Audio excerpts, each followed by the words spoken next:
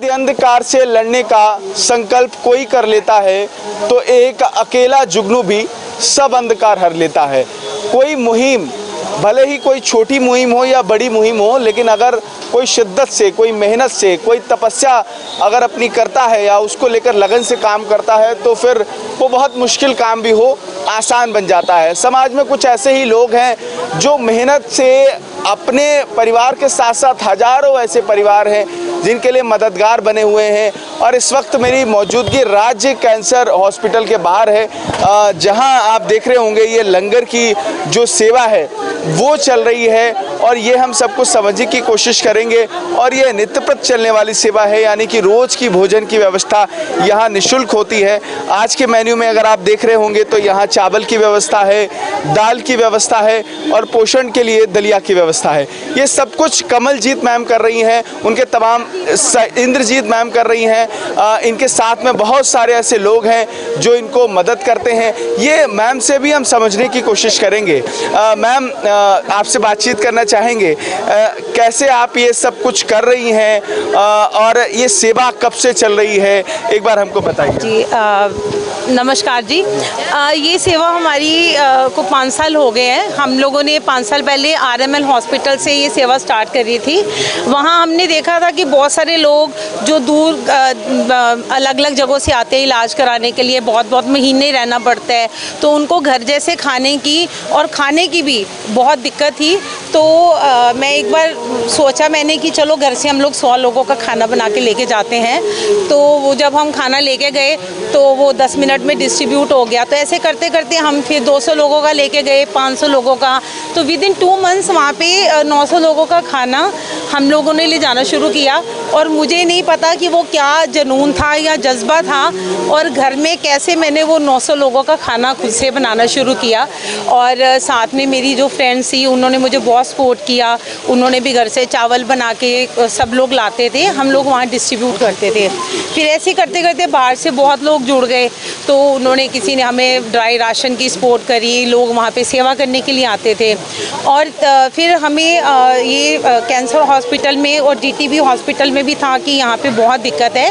तो फिर हमने सेकंड जो GTB हॉस्पिटल के बाहर रोड पे हमने लंगर एक दिन का लगाना शुरू किया। तो यहाँ पे हमें बहुत दिक्कत आई, क्योंकि आप देख रहे हैं इस एरिया में कितना कंजस्टेड है। फिर 2 महीने बाद हमें ये इस हॉस्पिटल में अंदर परमिशन मिल गई। तो फिर ऐसे करते करते लेकिन अब हम सिर्फ इसी हॉस्पिटल में लंगर लगाते हैं। आपको देख रहे हैं यहाँ पे क्या हाल है, और यहाँ पे बहुत ज़रूरतमंद लोग हैं। और दूसरा है कि ये अंदर हमें परमिशन मिली हुई है, तो ये जो लंगर है ये बिल्कुल ज़रूरतमंद लोगों को मिलता है, कि जिनको ज़रूरत है, जो यहाँ रह चुके हैं या जो बाहर का खाना नहीं खा सकते हैं। आप खाना भी हमारा चेक करिए तो इसमें बिल्कुल मिर्च मसाला कुछ नहीं होता, बिल्कुल सादा खाना होता है इनकी ज़रूरत के हिसाब से। तो यहाँ पे अराउंड 450 से 500 लोगों का हम लोग रोज़ ही यहाँ पे। कैसे आप ये सब कुछ कर पा रहे हो, क्योंकि व्यक्तिगत जीवन के समस्याओं से लोगों को फुर्सत नहीं मिलती है, आप इतने लोगों की समस्याओं को अपने कंधे पर लेकर चल रहे हैं। सर मुझे लगता है कि ज़िंदगी यही है कि जितना आप दूसरों को खुशियाँ बांटेंगे ना, तो आपकी अपनी मुश्किलें कम हो जाएंगी। बहुत प्रॉब्लम्स आती हैं। देखो मैं हाउसवाइफ हूँ, घर भी देखना होता है, हमारे साथ जो भी सेवा पे हैं सब हाउसवाइफ हैं। और लेकिन जब आप एक ये जो जुनून है ना दूसरों को खुशी देने का या दूसरों के काम आने का, तो मुझे लगता है कि वही आपको एक स्ट्रेंथ देता है, और जिससे कि आप सारे काम कर पाते हो, आपको कोई काम छूटता नहीं है। आपको प्रेरणा कहाँ से मिली कि ये काम करना है, समाज में लोगों की मदद करना है? मैं सुनता हूँ कि आप कोविड के टाइम में घर से बाहर निकल जाती थी, लोगों की मदद करती थी, कैसे ये सब कुछ करती? हाँ, कोविड में तो मैं 2 साल बिल्कुल रोड पे ही रही हूँ। और ये मैं सोचती हूँ कि सबसे पहले तो ये ऊपर वाले की ब्लेसिंग है, जो उसने मुझे चूज़ किया सेवा करने के लिए, क्योंकि मेरे में तो इतनी शायद हिम्मत नहीं है कि मैं ये सेवा कर पाऊँ।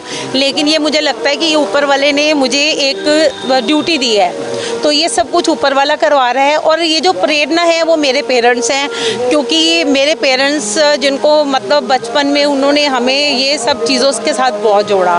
तो वो कहते हैं ना, वो जो अंदर होता है है वो एक टाइम पे जब बीज है, जब पौधा बनता है तो वो निखर के बाहर आता है। तो मेरी प्रेरणा मेरे मदर फादर ही है। मतलब घर से आपको प्रेरणा मिली। कितने साल हो गए हैं जब आप ये काम कर रही हैं? सर देखिए, आपको पता है कि सिख फैमिलीज़ में तो ये लंगर सेवा हम लोग कहीं मैं बांटती थी, गुरुद्वारे बना के ले जाती थी, कहीं पे भी बांटती थी। बट एक दिन ऐसा इंसिडेंट हुआ कि जब मैंने हॉस्पिटल में देखे लोग कि मतलब एक 20-30 रुपए का खाना अफोर्ड नहीं कर सकते हैं वो लोग, तो उस टाइम मेरे अंदर मतलब ये चीज़ आई कि जो भी हम करते हैं, जो दान पुण्य है या सेवा करते हैं, तो वो हमें अपने मन के हिसाब से नहीं करना चाहिए, वो ज़रूरत के हिसाब से करना चाहिए। तो जब मैंने ये ज़रूरत देखी तो अब फिर वो मैं इसी तरफ कन्वर्ट हो गई। और यहाँ पे जब हम आते हैं हॉस्पिटल में, मतलब यहाँ पे दे रही, इतने सारे लोगों को प्रेरणा दे रही हैं जो हाउस वाइफ हैं, उनसे आप क्या कहना चाहती हो कि कैसे वो समाज के लोगों के लिए काम करने के लिए जुटे हैं? सर मैं हाउस वाइफ को तो मैं खास करके जो थोड़ी खाली लोग हैं, जो अपनी जिम्मेवारियों से मुक्त हो गए हैं और घरों में परेशान रहते हैं कि हमारे बच्चे हमें टाइम नहीं देते, हम खाली बैठे हैं, क्या करें, तो उनके लिए तो ये एक बहुत अच्छी जगह है कि वो जब आके दूसरों का दुख बांटेंगे, यहाँ पे आके सेवा करेंगे, तो अपनी बहुत सारी तकलीफ़ें दूर हो जाती हैं। और टाइम सबके पास होता है, अगर आप फालतू चीज़ें छोड़ोगे, क्योंकि 24 घंटे का दिन है, सबके लिए बराबर है, और अगर आप कोशिश करेंगे तो आप बहुत कुछ कर पाएंगे, और जब आप कुछ करने की सोचेंगे तो आप सारी चीज़ें मैनेज भी कर पाएंगे। मतलब बस लगन होनी चाहिए मेहनत। बिल्कुल बिल्कुल। और मुझे लगता है कि जब आप यहाँ आके देखते हो लोगों की हालत, तो आप शुक्र में आते हो, आपकी ज़िंदगी से सारी दुख तकलीफ़ें गिले शिकवे भूल जाते हैं, क्योंकि आप सोचते हो कि हमें भगवान ने कितना कुछ दिया हुआ है, हमें भगवान ने बांटने वालों की जगह पे रखा हुआ है, हम तंदुरुस्त हैं, है ना। तो आप वो अपनी ब्लेसिंग्स काउंट करते हो, तो नो डाउट वो आपके लिए हेल्दी, आपका मन और तन दोनों ही स्वस्थ रहते हैं। थैंक यू मैम, हमसे बातचीत करने के लिए।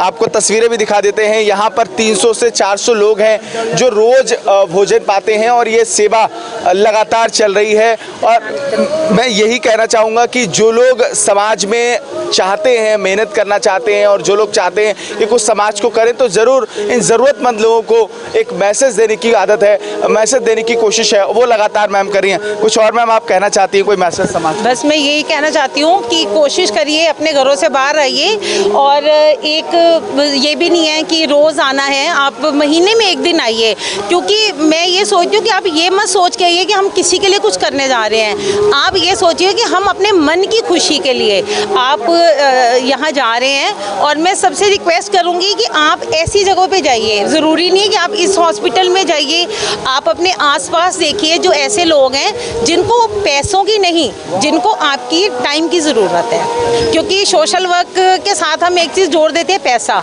नो डाउट सर पैसा चाहिए होता है, पर पैसा ऊपर वाला अपने आप अरेंज करवाता है, आप अपने अंदर वो जज्बा तो लेके आइए। जब आपके अंदर जज्बा होगा तो भगवान भी आपकी मदद करता है। तो बिल्कुल इंद्रजीत मैम मिसाल है उन लोगों की, प्रेरणा है उन लोगों के लिए जो लोग ये सब कुछ कह के कोई मेहनत समाज के बीच अपना सहयोग देना छोड़ देते हैं कि मेरे पास पैसा नहीं है। अगर आपके अंदर शिद्दत है, अगर आप सेवा करना चाहते हैं, तो भगवान भी आपकी मदद करता है, और आप सेवा का काम भले ही कितना छोटा या बड़ा हो, आप उसको लगातार कर सकते हैं। सहयोगी चिराग के साथ केशव मिश्रा, J24/7 न्यूज, दिल्ली।